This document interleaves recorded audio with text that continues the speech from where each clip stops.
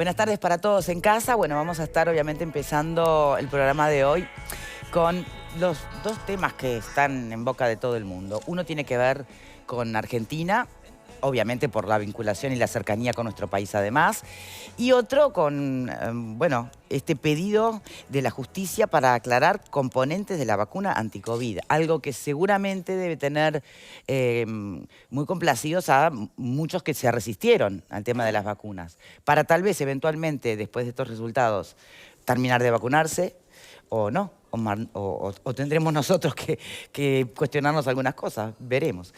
Pero vamos con lo primero, Argentina. Repasemos información de Telemundo. Ustedes saben que Argentina está viviendo un contexto bastante difícil, con datos que no sé si podemos decir se contradicen, pero por un lado tenés una economía que, como bien lo destacaba el ministro saliente, renunciante, y también quien entra, la economía está creciendo en Argentina. Pero en paralelo tiene una crisis cambiaria, una inflación y un problema con el déficit enorme. Vamos a ver qué cambia con esta nueva designación y por qué se fue Guzmán. Repasemos. El ministro de Economía de Argentina, Martín Guzmán, renunció este sábado en medio de una crisis que ha disparado los tipos de cambio paralelos y la inflación, y tras meses de críticas de parte de la vicepresidenta Cristina Kirchner y sus allegados. Guzmán presentó su renuncia con una larga carta al presidente Alberto Fernández, publicada en su cuenta de Twitter, en la cual enumera los desafíos y logros de su gestión sin enunciar los motivos de su dimisión. De 39 años y considerado un brillante alumno del Nobel de Economía Joseph Stiglitz, en sus 2 años y medio de gestión, Guzmán logró renegociar una deuda de 66.000 millones de dólares con bonistas extranjeros y también la de 44.500 millones con el Fondo Monetario Internacional. Pero esos logros, que evitaron la caída de Argentina en default, no han sido suficientes para devolver la confianza en una economía que registra una inflación anualizada del 60%, de las más altas del mundo, y que pese a un estricto control de cambios, no consigue estabilizar sus reservas internacionales ni el precio del dólar. La portavoz de la presidencia, Gabriela Cerruti, confirmó la designación de Silvina Batakis como ministra de Economía y la definió como una reconocida economista que cumplió esa función en la provincia de Buenos Aires entre los años 2011 y 2015, en referencia al segundo mandato del entonces gobernador y actual ministro de Desarrollo Productivo, Daniel Scioli. Desde 2019 se desempeña como secretaria de Provincias en el Ministerio del Interior a cargo de Eduardo Guado de Pedro. La designación se produjo tras una jornada atravesada por llamados y encuentros que se aceleraron desde ayer por la mañana y que tuvo un momento clave en un diálogo telefónico mantenido por el jefe de Estado, Alberto Fernández, y la vicepresidenta Cristina Kirchner. La designación de Silvina Batakis como nueva ministra de Economía viene a completar las tareas pendientes de Martín Guzmán, entre las que se encuentra la renegociación de la deuda con el Club de París, la definición de las nuevas tarifas de luz y agua y promover una baja de la inflación.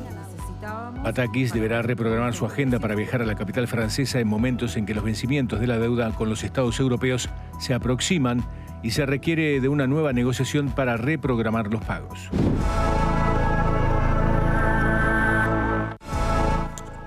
Bueno, muy bien. Nosotros vamos a tener una telefónica con un periodista argentino, acreditado en la Casa Rosada, además, en instantes, como para poder profundizar un poquito más. Pero me gustaría alguna reflexión de ustedes aquí presentes.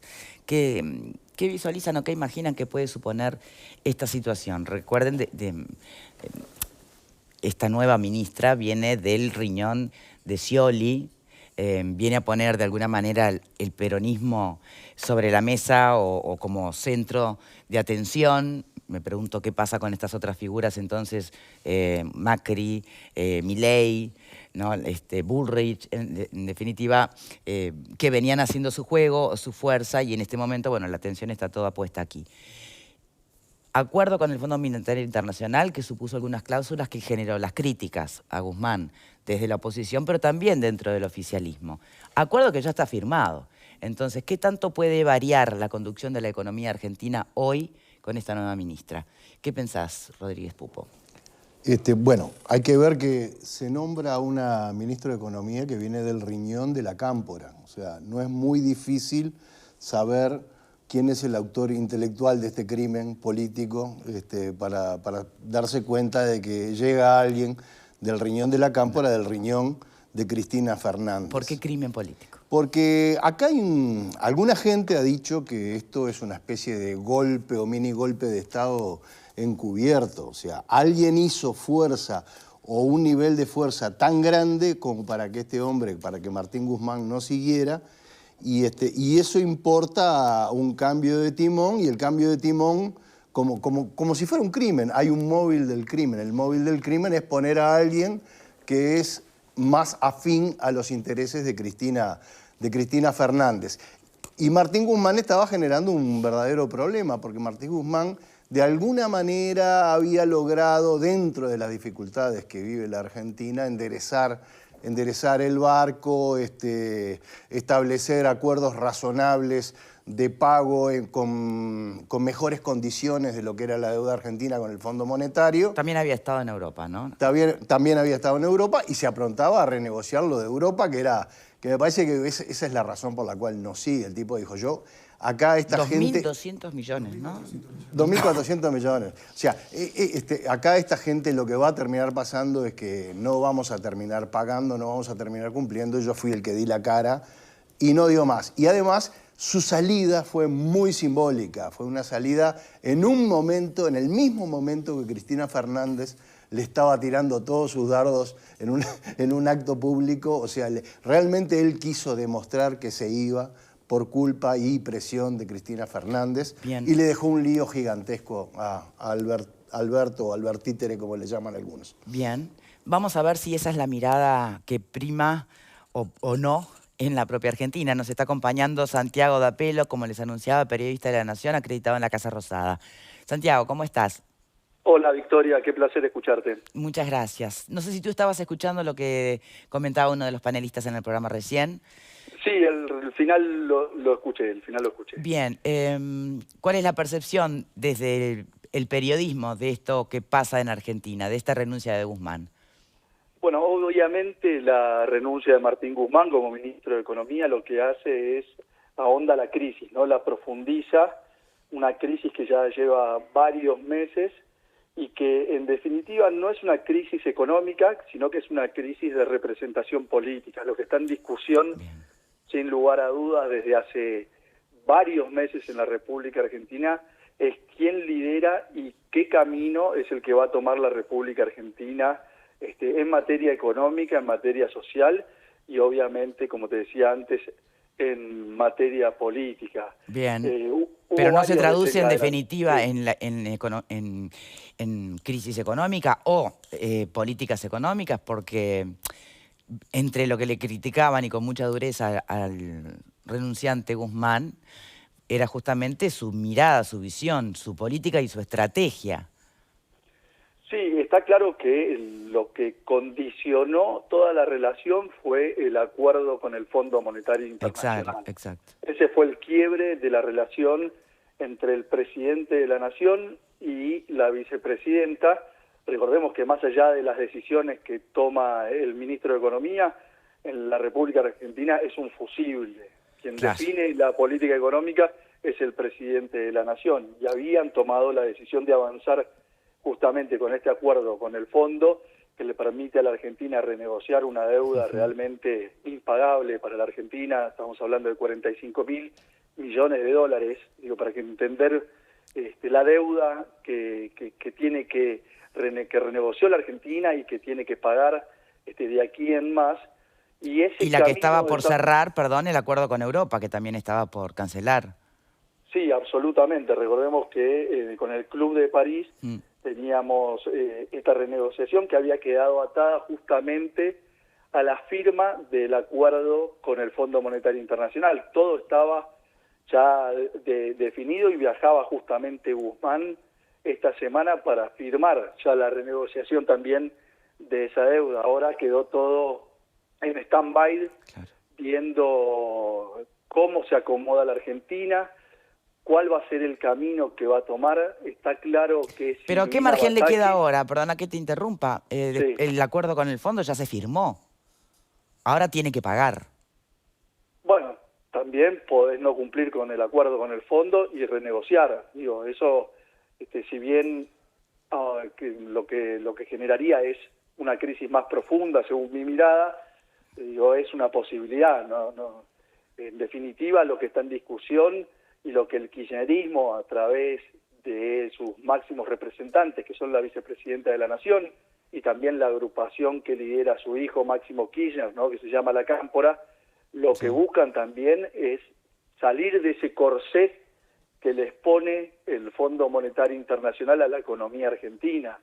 Quizás Silvina Batakis, que va a jurar dentro de 2 horas y 20 minutos acá en la Casa Rosada como nueva ministra de Economía, es el vehículo para ir camino a eso. Eso se va a definir seguramente en la reunión que están teniendo ahora, mientras nosotros estamos hablando, Victoria, el presidente de la Nación con la vicepresidenta de la Nación en la residencia oficial, en la Quinta Presidencial de Olivos.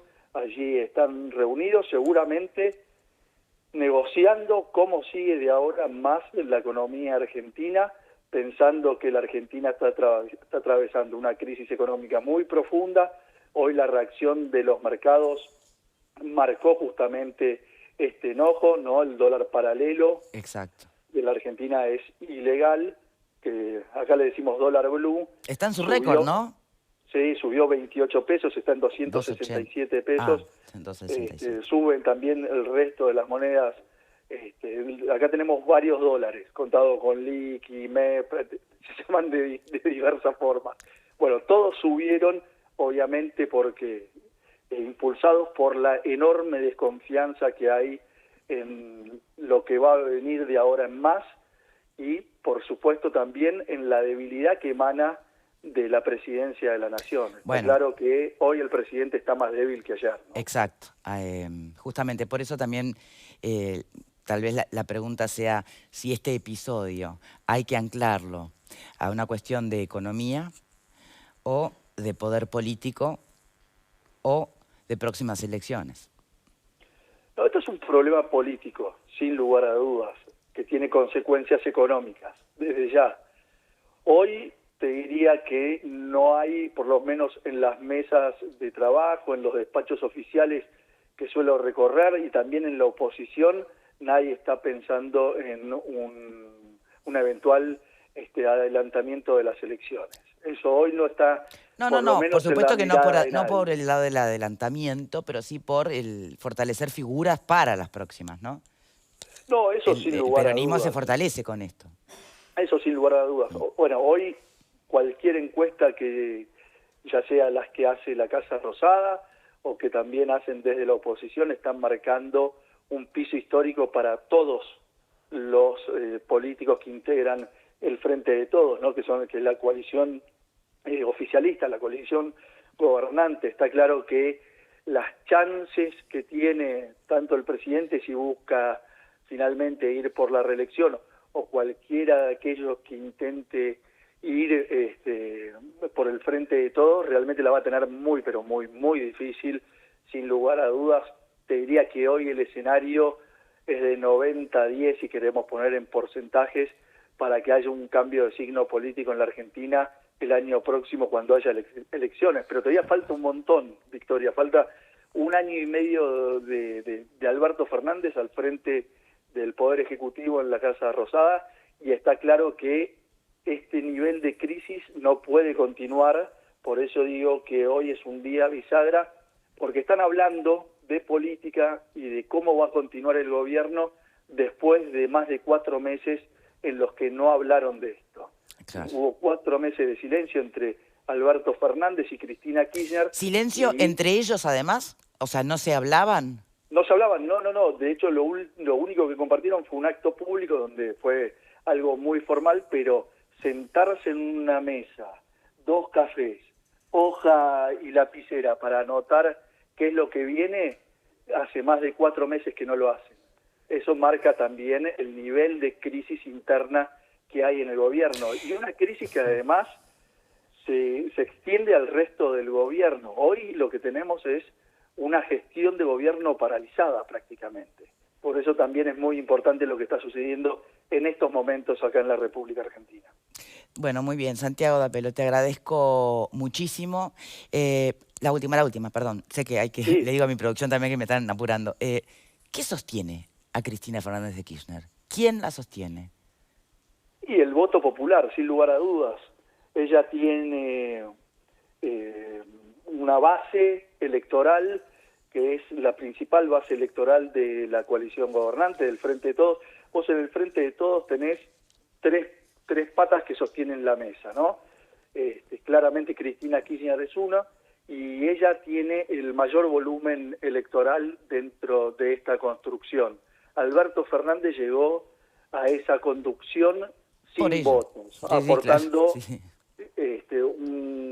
Si querés, un tamiz moderado que permitió acercar por ejemplo, a Sergio Massa, que es la otra pata de esta mesa de conducción. Pero ¿qué la sostiene a Cristina Kirchner?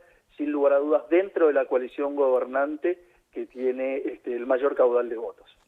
Muy bien, Santiago, muchísimas gracias por tu tiempo, de verdad. Por favor, un placer. Muchas gracias. Hasta luego. Era periodista entonces argentino de La Nación, acreditado en la Casa Rosada, con un insight que no va más allá de lo que sabemos hasta aquí, obviamente, o de lo que se puede llegar a deducir. Aún así, va a ser interesante poder escucharlos en el próximo bloque, pero tenemos que hacer la pausa. Les recuerdo antes que Vacaciones